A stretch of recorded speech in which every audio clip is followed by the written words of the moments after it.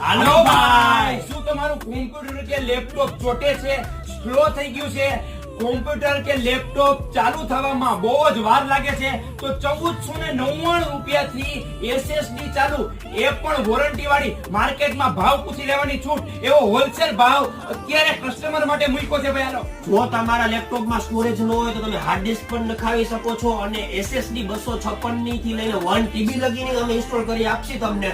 અને રેમમાં 4 GB 8 GB 16 GB કે 32 GB સુધીની રેમ એક્સટેન્ડ કરી દેવામાં આવશે.